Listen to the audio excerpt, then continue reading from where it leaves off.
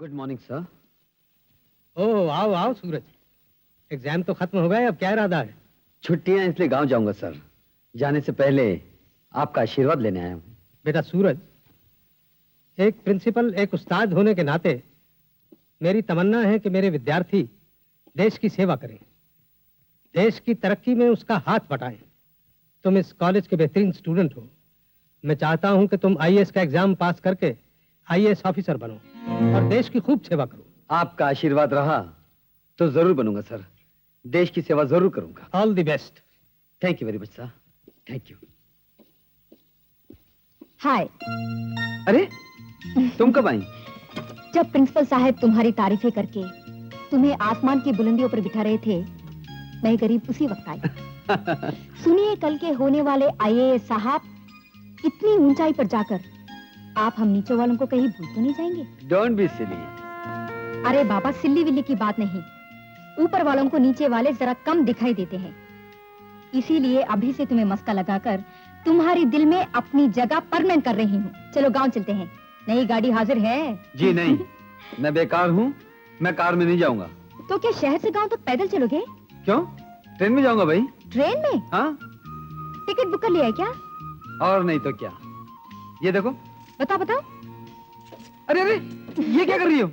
Ticket फाड़ दिया। अरे टिकट फाड़ दिया, लेकिन मैं गांव कैसे जाऊंगा? मेरी कार में। तुम्हारी कार में? अरे बाबा, फ्री थोड़ी ले जा रही हूँ। जब तुम्हें पहली तनख्वाह मिलेगी ना, तब किराया दे देना। उफ। अरे चलो जी। सूरज, एक सवाल पूछूं? बिल्कुल नहीं। इम्तिहानों के सवालों का जवाब देते देते थक गया हूँ। अब किसी भी सवाल का जवाब देने की मेरे भेजे में ताकत नहीं है। ठीक है बाबा, मत जवाब दो। लो, कोई भी एक उंगली पकड़ लो। जी नहीं, पहले उंगली पकड़ने को कहोगी, बाद में हाथ पकड़ने को कहोगी, उसके बाद में जाने क्या क्या पकड़ पाओगी। मैं नहीं पकड़ता, तुम गाड़ी चलाओ। हैं? अरे गाड़ी क्यों रोक दी? क्या हुआ? तुमने मेरी उंगली क्यों नहीं पकड़ी? अच्छा बाबा, लाओ पकड़ता हूँ उंगली। ये लो। My God! क्या हुआ? जो मैंने सोचा था वही हुआ। क्या? तुम सचमुच कलेक्टर बन जाओगे। दाद तेरे की। अगर तुम्हारी उंगली पकड़ने से लोग कलेक्टर बनने लगे तो कल पूरे हिंदुस्तान की जनता तुम्हारे दरवाजे पे होगी। देख लेना, एक दिन याद करोगे मेरी बात को। और एक बात सुनो, अगर तुम मेरी इस उंगली में अंगूठी पहना दो ना, तो मैं तुम्हारी पत्नी बन जाऊंगी। अगर मैं तुम्हारी इस उंगली में अंगूठी पहना दूंगा तो तुम्हारा बाप मेरे गले में फांसी का फंदा पहना देगा। क्यों? तुम्हें क्या लगता है वो हमारी शादी के लिए राजी होंगे? होना ही पड़ेगा। अगर ना हुए तो मैं तुम्हारे पास चले आऊंगी। इतनी हिम्मत है मुझ में। चलो ठीक है, चलो। सूरज, देखो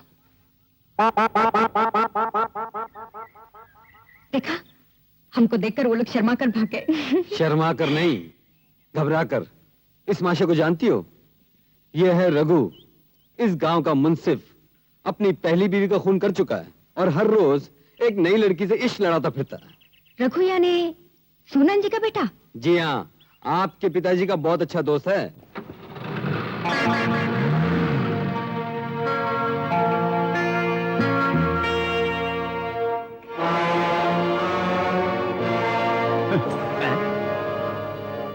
बंसीलाल जी, क्या बात है, आप कुछ परेशान नजर आ रहे हैं। हाँ, गांव में शांति है ना। ओ, गांव में जब तक धींगा मस्ती ना हो, कुछ गड़बड़ ना हो, कोई मेरे पैरों में सर रगड़ के रो ना रहा हो, तो मुझे खाना हजम नहीं होता है। ऐसे लगता है जैसे पेट में शैतान खुदकुशी कर रहा है। जी हाँ, वो तो है। आपके होते हुए शांति हो तो ऐसा लगता है कि बहुत बड़ा सैलाब आया है, फिर भी जमीन सूखी है। हाँ, और सन 60 बहालपुर के लोग हमेशा याद रहेगा। बताओ क्यों? इसलिए कि वहाँ खेती बाड़ी के लिए सरकार जो नहर बनवाने जा रही थी, उसमें आधे गांव वालों की लाशें तैरती नजर आई थी। वो घटना भी इतिहास में आपकी मेहरबानियों के कारण लिखी जाएगी।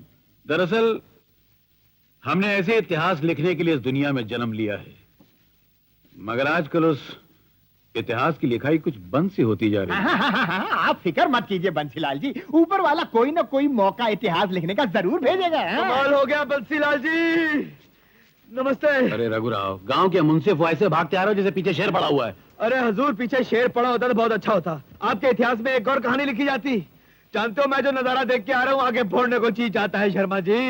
हमें बताओ, हम तुम्हारी आंखें फोड़ देंगे। अरे हुजूर, मैं जो नजारा देख के आ रहा हूँ ना, डूब मरने को जी चाहता है, जमीन में गड़ जाने को जी चाहता है। यार गांव के मुंसिफ हो, क्यों कांडे हजाम की तरह लगाई बुझाई करो? बोलो क्या हुआ? अरे शर्मा जी, हमने सोचा था बंसी लाल जी की बेटी शहर से डिग्री लेकर आएगी। और जानते क्या लाई है? क्या क्या क्या क्या? अपने साथ दामाद लेकर आई है। क्या बकवास करता है? अरे हुजूर, मैं बिल्कुल ठीक बक रहा हूँ, वो कोई गड़बड़ करके नहीं आई है, अपने साथ दामाद लाई है। रघु, ज्यादा बकवास करेगा तो ट्यूबवेल के पाइप की तरह 40 फुट जमीन में गाड़ दूंगा। अरे हुजूर, मुझे गाने से क्या दामाद ही कर जाएगा? तुमने खुद देखा या किसी को कहते हुए सुना है? मैंने अपनी आंखों से देखा है, वो बड़े प्यार से उसके गले में बाहें डाल के सीटी बजाते हुए गाड़ी चला रहे। प्रीति, जी पिताजी। इम्तिहान कैसे हुए? अच्छे हुए। मुझे बड़ी फिक्र लगी रहती थी तेरी कि तू कब इम्तिहान देकर पास होगी, फिर मैं कब तेरा ब्याह करूंगा, तुझे तेरे घर रवाना करूंगा। फिर कोई ढंग का लड़का भी नहीं मिलता था। बड़ी तलाश के बाद एक लड़का मिला है। सूरज के बारे में तेरा क्या ख्याल है? सूरज? वो तो बहुत अच्छा लड़का है पिताजी। और चालाक और होशियार भी है। होशियारी और चालाकी तो पूछिए मत। कॉलेज में उसके टक्कर का कोई स्टूडेंट है ही नहीं, हर सब्जेक्ट में फर्स्ट। लेकिन एक चीज में बेचारा बिल्कुल लास्ट है, दौलत में बहुत गरीब है। तो क्या हुआ, दौलत में हम लोग फर्स्ट हैं। वो तो ठीक है बेटी, लेकिन लोग क्या कहेंगे कि बंसीलाल अपनी इकलौती बेटी के लिए कोई ढंग का लड़का भी नहीं ढूंढ सका, गरीब के गले में मान दिया उसको। मेरा तो इतिहास ही खराब हो जाएगा। आप गलत सोच रहे हैं पिताजी। लोग उल्टा आपकी तारीफ करेंगे कि बंसीलाल सिर्फ दौलत से ही अमीर नहीं बल्कि दिल से भी अमीर है। अपनी बेटी को एक पढ़े लिखे नौजवान के हाथ में दे दिया। हाँ, वो तो ठीक कह रही है तू। ओह थैंक यू डैडी, आप कितने अच्छे हैं। सूरज तो एकदम पगला है। जब मैंने उससे कहा कि आप हम दोनों की शादी के लिए राजी हो जाएंगे, वो मानता ही नहीं था। मैं अभी जाकर उसे एक खुशखबरी सुनाती हूँ और उसे कान से पकड़ के लाती हूँ। हाँ, कान वान से मैं पकड़ूंगा, बल्कि कान उखाड़ भी लूंगा। ये क्या है? ये मेरी और सूरज की तस्वीर है। कॉलेज के फंक्शन में खिंचवाई थी। मैं मेनका बनी थी और सूरज विश्वामित्र। सूरज बहुत अच्छा लगता है ना पिताजी? लगता है। विश्वामित्र के पास तो तपस्या का खजाना था, लेकिन ये विश्वामित्र तो भिखारियों से भी ज्यादा गरीब है। तुम्हारे जूते की कीमत एक तरफ और इसके पूरे घर की कीमत एक तरफ। और ऐसे भिखारी के घर मेरी बेटी बहू बनकर जाए, ये मेरे जीते जी तो एक तरफ, मेरे मरने के बाद भी नहीं हो सकता। पिताजी, ये प्यार नहीं, बचपना है, बेवकूफी है, हिमाकत है, गुड्डे गुड्डियों का खेल है। और इस खेल के लिए मैं अपनी शान, शौकत, इज्जत, मान, मर्यादा को खाक में नहीं मिला सकता। मगर मैं मिला सकती हूँ। आपकी इज्जत, आपका रुतबा मेरे और सूरज के बीच में आया तो मैं उसे रौंद कर सूरज के साथ चले जाऊंगी। चली जाएगी?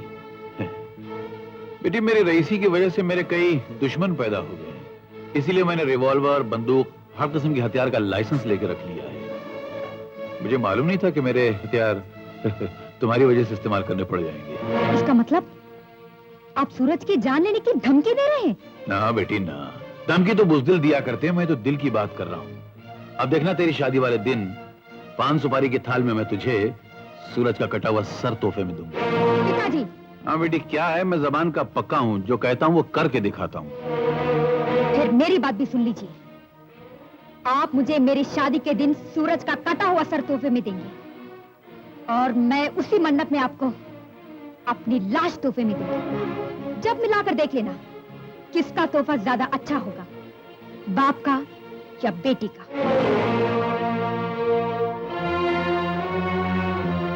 ये मेरे खून से मेरा ही इतिहास लिखने के चक्कर में। अच्छा, मैंने भी तेरा इतिहास न बदल दिया तो मैं भी तेरा बाप नहीं। मालिक, आपने मुझे बुलाया? हाँ, क्यों यशपाल, तुम तो उधार लेकर डकार तक नहीं ले रहे हो। मेरा उधार याद है या नहीं? बिल्कुल याद है मालिक, मैं बहुत जल्द आपके 40,000 रुपए चुका दूंगा। बहुत जल्द करते बहुत देर हो गई, मगर तुम्हारा बहुत जल्द अभी तक नहीं आया। यशपाल, तुम खुशकिस्मत हो कि तुम्हारा घर अभी तक सलामत है, मैंने उसे नीलाम नहीं करवाया। सब आपकी मेहरबानी है। लेकिन तुम बंसीलाल की मेहरबानियों को घर की दाल समझकर पी गए हो। हमने तुम्हें कर्जा इसलिए दिया था कि तुम्हारा दामाद कैंसर जैसी खतरनाक बीमारी से बच जाए, और तुम्हारी बेटी सदा सुहागन रहे। जी हाँ, मैं आपका ये एहसान कभी नहीं भुला सकूंगा। नहीं यशपाल, तुम एहसान भुला चुके हो और अब तुमने एहसान के बदले एहसान फरामोशी शुरू कर दी है। जी? जहाँ आज पता चला कि तुम्हारे घर में तुम्हारे खून से एक ऐसे कीड़े ने जन्म लिया है जो रहता तो गटर में है मगर घर महलों के छत पर बनाने की सोच रहा है। किसकी बातें कर रही हैं आप? तुम्हारा बेटा, वो मेरी बेटी की जूतियां उठाने के लायक नहीं है। हरामखोर मेरी बेटी से इश्क कर रहा है, उसे अपने प्यार के चक्कर में फंसा लिया है। तो इसमें मैं क्या कर सकता हूँ मालिक? तुम जाकर अपने घटिया बेटे को सलीम और अनारकली की कहानी सुनाओ। उसे कहो कि जिस तरह अकबर बादशाह ने अनारकली को जिंदा कब्र में गड़वा दिया था, यह बंसीलाल उसको जिंदा खेत में गड़वा कर ऊपर से ट्रैक्टर फिरवा देगा, याद रखना। उसे कहो कि जिस तरह अकबर बादशाह ने अनारकली को जिंदा कब्र में गड़वा दिया था, यह बंसीलाल उसको जिंदा खेत में गड़वा कर ऊपर से ट्रैक्टर फिरवा देगा, याद रखना। पिताजी! क्या हुआ पिताजी? कुछ नहीं बेटा, पैर पर पत्थर गिर गया था।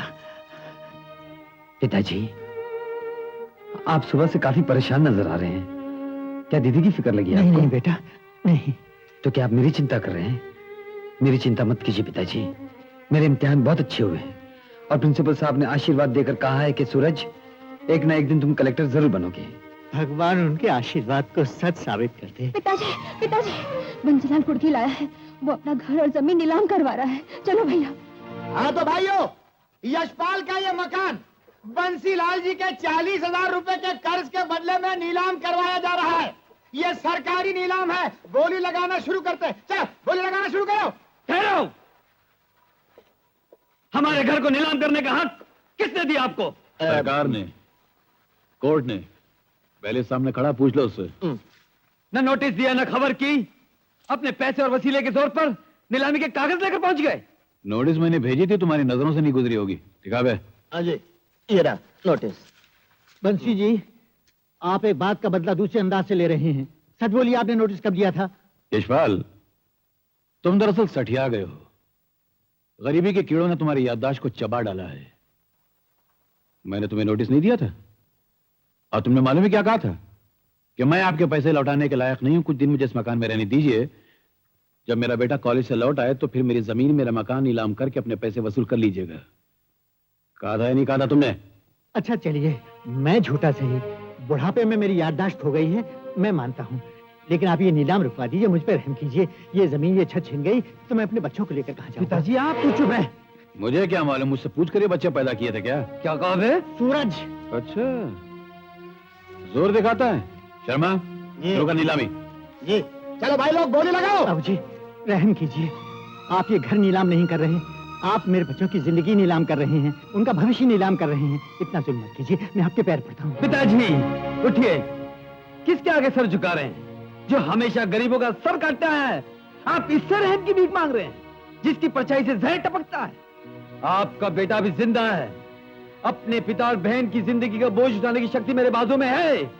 चलिए नीलामी शुरू कीजिए। आइए पिताजी, आओ।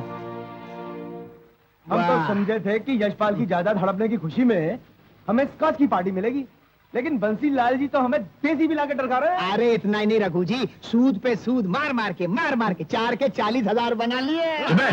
हराम का माल खागा कि दिमाग में हरामी कीड़े पड़ गए। साले मैं तेरा इतिहास लिखने बैठूंगा ना तो जीना मुश्किल हो जाएगा, याद रखना। क्यों गीला करने की बात कर रहे हैं बंसीलाल जी? मुझे कोई इतिहास नहीं लिखना है, लेकिन एक आइडिया मेंढक की तरह मेरे दिमाग में उछल रहा है। क्या है? दुनिया के तालाब में लड़कियों को मछलियों की तरह पकड़ने में अपने रघु जी 1 नंबर के चैंपियन है। सीधे बैठ, सीधे बैठ। तो आइडिया ये है कि क्यों ना इस सांड को सूरज की बहन सीता के पीछे लगा दिया जाए। जिंदगी में आखिरी मर्तबा तूने अकलमंदी की बात की। आखिरी? हाँ। क्या है कि विधवा है मगर जवान है, गदराया हुआ फल है जिसे कम खाया गया है। बंसीलाल जी, क्यों ना इस फल को अपनी टोकरी में बांध ले?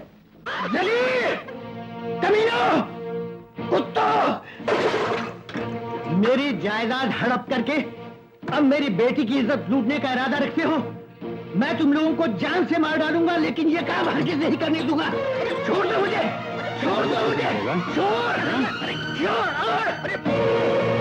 अरे मर जाएगा। अरे बाप रे, ये तो मर गया, सचमुच मर गया बंसीलाल जी। एक काम कर, सुबह इसकी लाश गांव के किसी पेड़ से लटकती नजर आनी चाहिए, ताकि लोग समझें से जिंदगी से तंग आकर खुदकुशी कर लिए। चल। राम नाम सत्य है, सत्य ही सत्य है, राम नाम सत्य है। तुम्हारे बाप से मुझे 40,000 रुपए वसूल करने थे, नीलामी से सिर्फ 20,000 रुपए वसूल हुए, बाकी के 20,000 का क्या होगा? आप इंसान हैं या वैशी? मेरे कांधे पर मेरे पिताजी की लाश रखी है और आप हिसाब मांगने आए हैं। इंसान हूं तभी तो हिसाब मांगने आया हूं। तुम्हारे कांधे पे तुम्हारे बाप की लाश है और तुम्हारे बाप के कांधे पे मेरे कर्जे का बोझ है। कर्जा उतार दो और आरती आगे बढ़ा, वरना ये लाश यहां से आगे नहीं जा सकती। तो ला कागज ला, मैं लिख कर देता हूं कि कर्जा मैं अदा करूंगा। मुझे अब कागजों की लिखाई पे भरोसा नहीं रहा। तेरे बाप ने भी तो लिख के दिया था, मर गया। अब मैं क्या मुर्दे को जिंदा करके पैसे वसूल करूंगा? कर्जा चुकाओ और अर्थी आगे बढ़ाओ, सीधा हिसाब है। अभी इसी वक्त हम इतना पैसा कहाँ से लाएंगे? मेरे भाई को नौकरी मिल जाएगी, हम थोड़ा थोड़ा करके आपका कर्जा उतार देंगे। नौकरी? नौकरी तो ये शहर करने जाएगा ना, उसके बाद तुम भी एक दिन यहाँ से खिसक जाओगी। नहीं, फिर न ये आएगा, न तुम आओगी और न बंसीलाल जी का पैसा ही आएगा। नहीं, एक तरीका है, जब तक तेरा भाई कर्जा नहीं चुकाता वो इस गांव से बाहर नहीं जा सकता। अगर नौकरी नहीं करूंगा तो आपका कर्जा कैसे चुकाऊंगा? वो मैं बताता हूँ। तू इसी गांव में रहेगा और मैं तुझे तेरी जमीन वापस लौटा देता हूँ। तू उस पे खेती बाड़ी करता रहे और मेरा कर्ज उतारता रहे। जब उतर जाए तो जहाँ जी में चले जाना। क्यों शर्मा? वाह वाह वाह, बहुत बढ़िया बंसीलाल जी, इससे बढ़िया फैसला तो कोर्ट भी नहीं कर सकते। ठीक है। सत्य ही सत्य है, राम नाम सत्य है। बस हो गया कलेजा ठंडा, निकल गई दिल की भड़ास। अपनी बेटी का तो कुछ न बिगाड़ सके, लेकिन सूरज का पूरा घर उजाड़ कर रख दिया। उसका मकान, खेत सब नीलाम कर दिया। उसके बाप को सदमे से मार दिया। अब तो आपकी दिल की छाले फूट गए होंगे। नहीं, अभी कहाँ फूटे हैं, अभी तो बहुत सारे छाले बाकी हैं। तुम देखती जाओ, दुनिया के इतिहास में लिखा जाएगा कि बंसीलाल से टकराने वाले का अंजाम मौत होता है।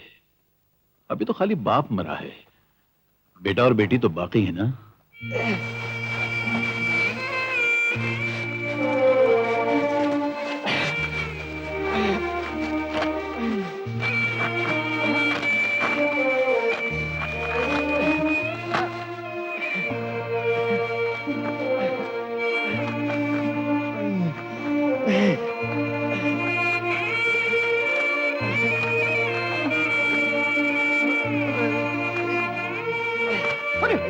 बंसीलाल जी, वो देखो। हाँ, देख रहे हैं आप? हैं? कैसे ये दोनों भाई बहन जान तोड़ मेहनत करके अपना खेत जोत रहे हैं। आप तो बड़ी डींगे हाँक रहे थे कि ये क्या खेती करेगा, पढ़ा लिखा है, खेती करना इसके बस की बात नहीं। ये तो बस से कहीं ज्यादा कर रहा है। हाँ, ठीक है ठीक है। अजय क्या खाक ठीक है। अगर ये यूं ही मेहनत करता रहा तो बहुत जल्द आपका कर्जा उतार देगा और आप मुंह देखते रह जाएंगे। और मैं तेरा मुंह तोड़ दूंगा। अजय मर गया शर्मा, मर गया। चलो जरा गला गीला करके आते हैं। है? गीला? गला, ओ, गीला। पजामा नहीं। हाँ, चलो पजामा।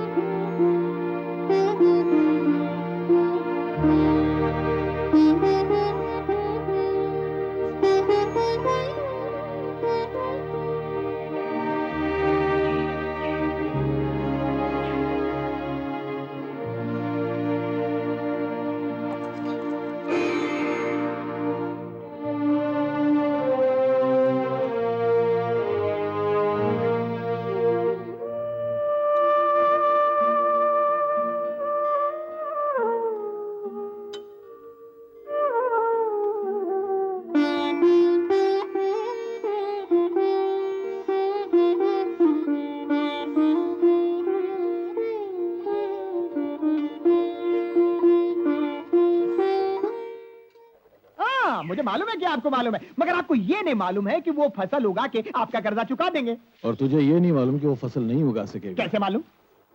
फसल उगाने के लिए बीज की जरूरत पड़ती है, मालूम है? मालूम है। वो बीज के लिए पैसा तेरा बाप देगा।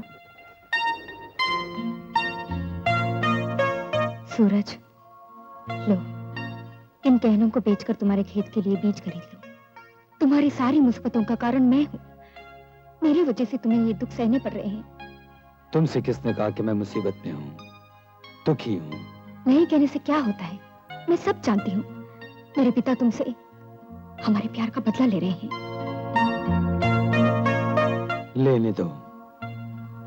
बदला लेने का मुकाबला कैसे किया जाता मैं अच्छी तरह जानता हूं। तुम्हें यहां नहीं आना चाहिए था प्रीति। जाओ, घर वापस लौट जाओ। ये गहनों को स्वीकार कर लो, फिर चली जाऊंगी। मैं किस किस्म का इंसान हूं तुम अच्छी तरह जानती हो। फिर भी ये गहने लेकर तुम मेरी मदद करने आई हो। और मैं किस किस्म की लड़की हूँ ये तुम भी अच्छी तरह जानते हो, फिर भी इनकार कर रहे हो। प्लीज रख लो। प्रीति,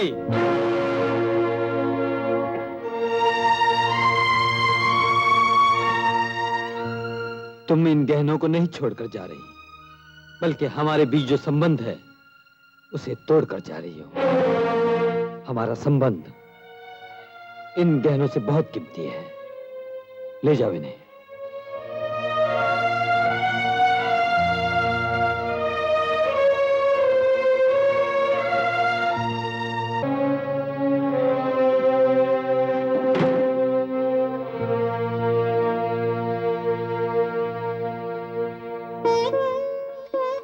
भैया,